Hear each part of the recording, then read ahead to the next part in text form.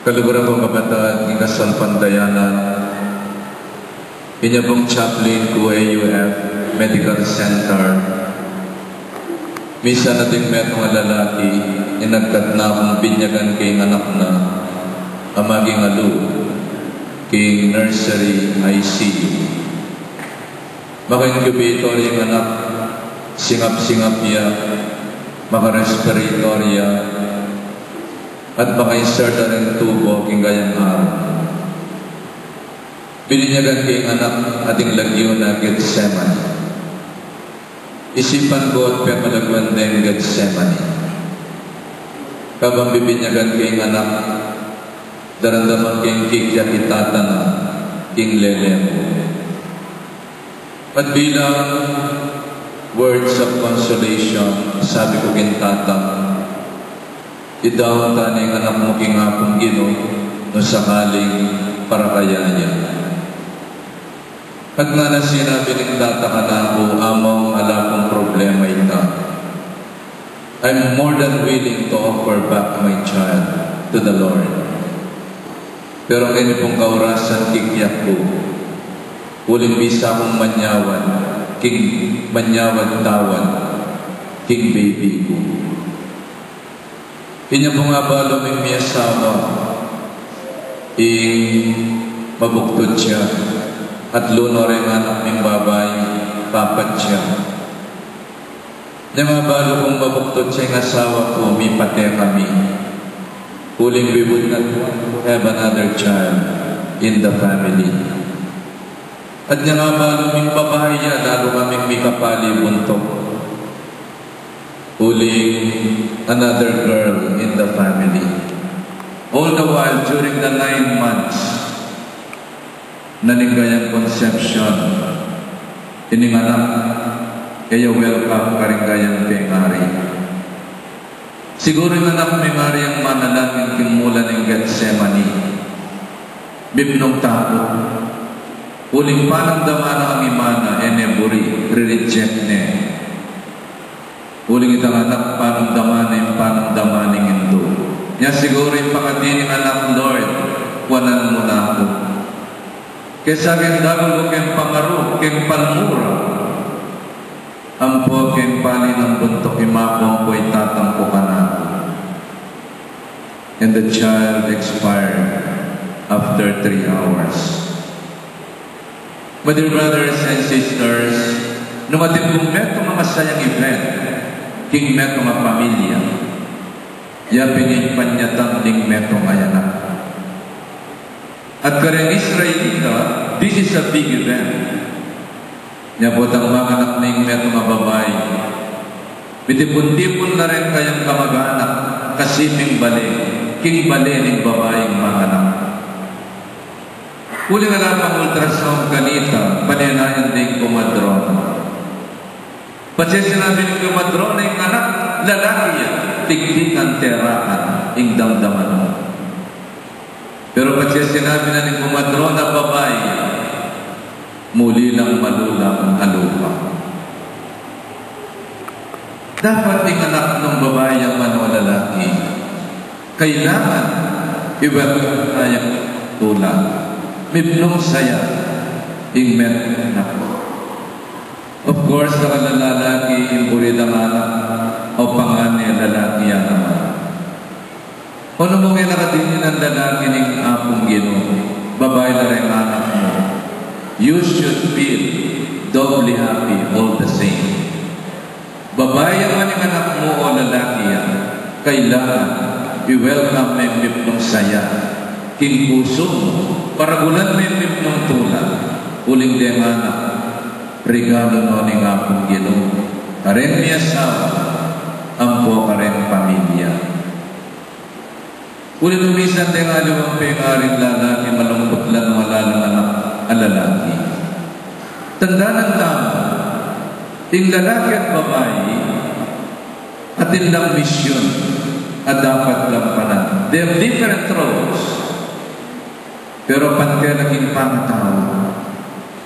Kung naglawan tayo, ipigmula ng babae, may iba rin naging tagyang ng anak. Somewhere in the middle, malapit yung puso, malapit king gamat. It is not good for men to be alone. Nya giwaning helpmate ning Diyos ing tao. Malapit king puso balang may kalugod. Malapit king gamat balang may atwangan gamat. Kuya din men tumapapil na rin life ko. The men and women of the society should work hand in hand with one another for the upliftment and advancement of our society. Kanina rin babay lang karapatan. Kaya pwede nung magnegosyo. Ating police women at miyayali ba government official na babay. Ikpapil na rin babay ang pong lalaking lipunan. They should work together. They are not opposite but complementary. Bang sumulong yan ing banen, sumulong yan ing kiratamang parokya. Maswerte namin kayo ing kandawa. Din lalaki pong babae susuyo, halos pareho. Karengaliwa, puros ng babae, malalakman na rin lalaki. Kandawa, takala rin lalaki, takala naman din babae. And that's the way it should be. King kasuyan king parokya at banen, din babae at lalaki dapat misawag lang para king kapakananing balentao at parokyata. My dear brothers and sisters, marapol yung isyo nung naning palagyuda ka niting anak. Buri na rin ka mag-anak da sa Karyas Junior. Kung naging isabeling sa Karyas, siguro mabulokir. Yan, aling anak. Sa Karyas yung lagyo ng anak ko, 1. At may Bisaya naman sa Karyas, yung lagyo na 1. At may kapagsalita yan. Nanawarin mo rin ang sabihin ng 1. 1 is Yohanan. God is good. God is gracious. God is favorable. God is a gift giver. O yan yung burin ang sabihin ng John, Yohanan. And one of the languages of love is to give gifts. Nakanatao, papasyat na yung Buddha, kapamilatanan ng pamamaya regalo.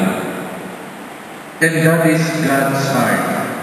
Alayang sawang babiya regalo kaya katamay ngapong aldo.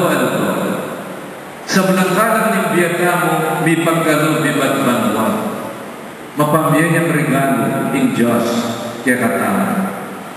At nung ating regalo, dapat tamong pakamalan, iba't kaya ngapong di kaya katamang pengari. Di kayo talasawa, pwede kang mamiling asawa. Pero ito may miling pengari. Ito may miling kapatad. Kung may miling anak, bakit? Uling din anak, din kapatad, din pengari tama. Regalo no ng Diyos, kaya katama. Kung yun yung mabiya regalo, ito naman nila yung regalo makabalot karang gift wrapper. Every day of our life, babiyene kaya ng Gino, pakamalan ka. Ding regalo na rin kaya pengari. Ding regalo na rin anak yun. Ding regalo na rin kapatad yun. Kapatad tamo. Uling hila rin mabiye. Regalo ng Diyos kaya katamo. Diyan, regalo ng Diyos isang bayan ng Israel. At nga nakaingitin niyang misyon. Bagyan tayo ing banen, ing puso ng tao para king panyatang naningil. At neto ba rin mission na rin primary is to prepare the child for life. Isadya ang anak mo for a better life. At iturumi at i-guide may bakit abalo na nung nalimdan ng naklatan for a good life and a better life. Namin po kareng high school tamong ngayon, kareng 4th year, at din tamong guidance and counselors. And then, mag-exam sa kareng Niyayalawang University. At di nga nag-guide na lang ng namin kurso, may karapat dapat ka rin. Whether you're fitted to be a criminology student, whether you're fitted for the priesthood to become an engineer, education, at Niyayalawang field of educational endeavors, guiding our youth to the path of a profession, of course, a pwede ng tuntunan ting karelang pamibiyembiye. So, my dear brothers and sisters, we welcome life. At inamanong Tagalog, mabuhay. Mabuhay is not only saying mabuhay, it is wishing good life and the best life for one another. Yan ba din sinabi na mabuhay?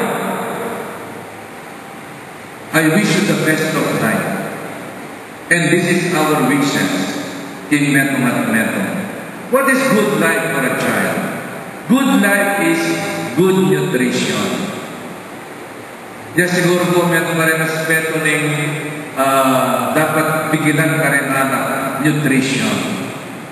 Bali po ka rin feeding program, mag-iwami kung minalin kandawa. As nanang kaulang yung nutrition, King Diana ng Metong Ayan. Adilangasan ng MMK, ng lugaring Malunggay, Munggo, Kalabasa, Bamatis at Miyayaliwa. Isanay ka na rin anak, kimpang mga gulay. Sa ganay gulay, emusana fried chicken at Miyayaliwa. Kangkong is rich in vitamin B complex. Talbos kamuti is very rich in iron at Miyayaliwa. Uling yung pamagalan ng World Health Organization. Detahanak Amerika lang ng 7 banwa who are undernourished, underdeveloped yan naman in kanilang brain. And would you believe yung utak na rin anak Amerika 7 banwa? Ay may sesig nutrition na layang naman yung utak na in the middle of the brain, it is hollow. Yan pa siya sinabi nga lang ang utak. Karang malnoy sa lalat talagang utak, uling busbus siya yung utak na king limutan. Yarin penari sana develop tala rin na. Tidanggaran ng nutrition, so we will form future kandabenyo ay ating brain power. What would you expect ng anak alayang utak? In the sense na talagang malnourished siya. Alayang maing tumulan ng anak, kaya develop yung kanyang brain power. It's not only brain power and nutrition, it is also immunization program. Kaya yung pag walang bahala yung bakuna dari anak yun. At yung libreng bakuna, King Center Town. If you can afford a pediatrician, go. Pero the immunization dari anak yun. Kaya yung pag walang bahala, tinamit ang bala ko sa uling alaban yung anayang laban ng anak. King sakit na pwedeng dumba kaya. At si Siyan mo'y tanong metay ng anak mo habang-haba. Kung pag walang bahala. At yung meron ngayon ng 10 years old siya, pinuli ang mga balangingi. Masakit siya bunto. Sasabihan na kang tatang na elepensinan in 3 days metay ng anak.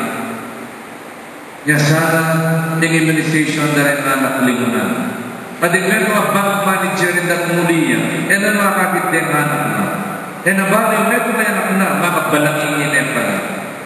Denade St. Luke, sa lamuring milyari, in 3 days, metay nga ako na. Kaya pag walang bahala, yung immunization program na ningyang anak, bangatin niyang laban, yung sakit. Good health, good life is good education. Papagaran mo yung anak mo. Aliwan may gana. Nung agyo mo papagaran mo yung college, igapang mo.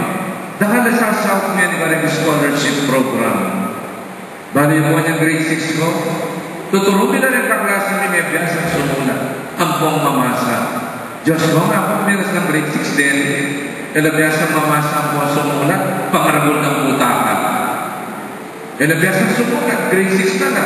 Nebias ang mamasa, di kami itong kaklase na pituro-turumin na. Yaman ka si tao ni Megara. At yan biasa yung masama sumulat ang pong mapirma, ang pong mag-addition and multiplication and division. At yung may gara. Yan, if you can afford good education, go for it. Masanding ang foundation in good education for a good life. Good life is discipline. Having good manners and right conduct.